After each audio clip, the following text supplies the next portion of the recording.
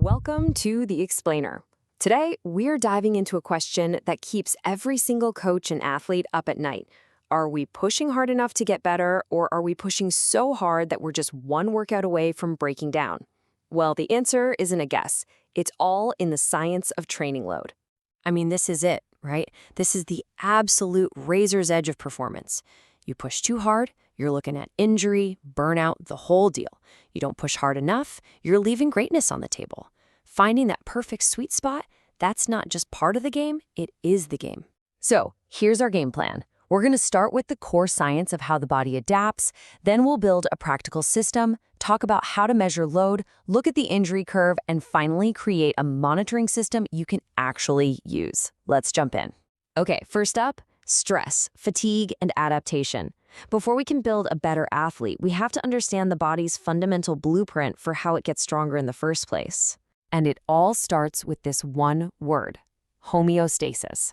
You can just think of it as your body's happy place, its natural state of balance. So every single workout, every practice, it's a deliberate mission to knock the body out of that balance.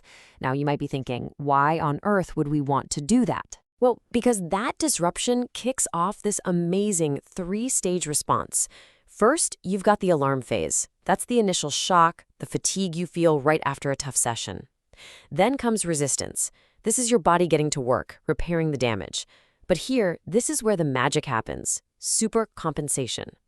If you give the body enough recovery, it doesn't just repair back to where it was, it builds itself back stronger, creating a whole new, higher baseline for performance. But, and this is a huge but, if you get that balance between stress and recovery wrong, you end up in the danger zone. Too much stress, not enough recovery, and your performance doesn't bounce back, it plummets. That's the fast track to things like overreaching and, in serious cases, overtraining syndrome. So, how do we manage that tightrope walk between stress and recovery? We can't just wing it and hope for the best. We need a system. So, let's build one right now. The absolute best programs run on this simple but incredibly powerful loop. First, you plan the work. Then you train, applying that stress. Then, and this is the part people often miss, you monitor the athlete's response. And finally, based on what you see, you adjust the plan. It's not a set it and forget it thing. It's a constant cycle of learning and refining. Now, that monitor step is where the game really changes, because how we measure that training stress is absolutely everything.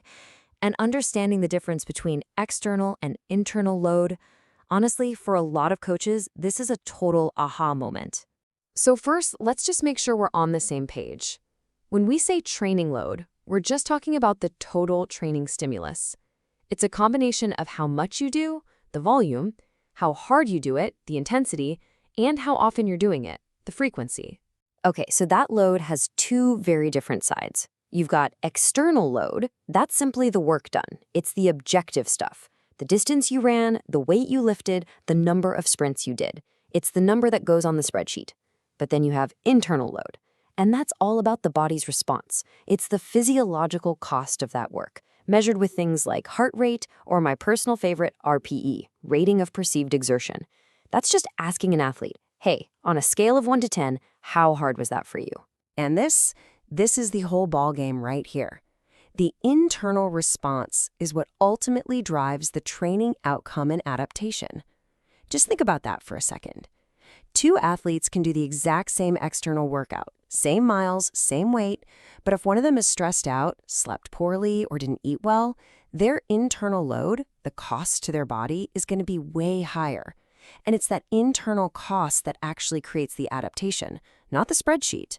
So, if we know that internal load is what drives performance, it's also what helps us manage our biggest enemy, injury. Let's take a look at how those two things are connected. Here's a super simple way to think about it. Imagine a bank account. Your fitness is your savings. It builds up slowly over time. Your fatigue is your daily spending.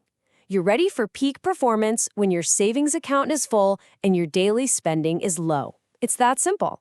And this is where it gets really interesting, because the relationship between training load and injury risk isn't a straight line. It's actually an inverted U shape. Now, we all know that training too hard, that too high load, leads to a high injury risk. No surprise there. But check this out. Training too little also puts you at a moderate risk because it leaves athletes fragile and unprepared for what competition demands. The sweet spot, the goal, is right here in the middle, that optimal load that builds strong, resilient athletes. Okay, so we've covered the why and the what. Now for the how.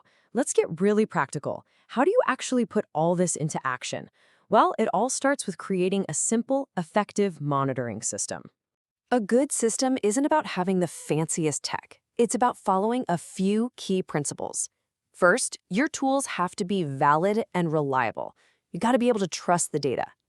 It needs to be as non-invasive as possible because the last thing you want is for monitoring to feel like another workout.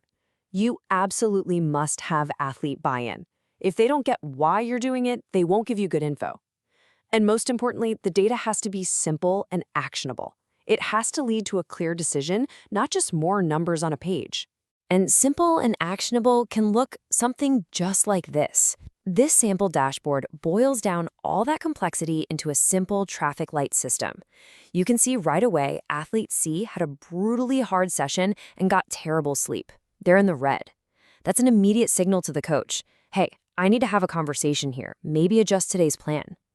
Meanwhile, athlete B is green across the board. Good to go. In a single glance, a coach knows exactly where their energy and attention are needed most. So let's bring it all home. What's the big takeaway here? Understanding this training load model is what allows you to stop guessing and start coaching with precision. It lets you dial in the perfect training dose, nail the balance between stress and recovery, and ultimately it helps you keep your athletes healthy, resilient, and ready to perform when the lights come on.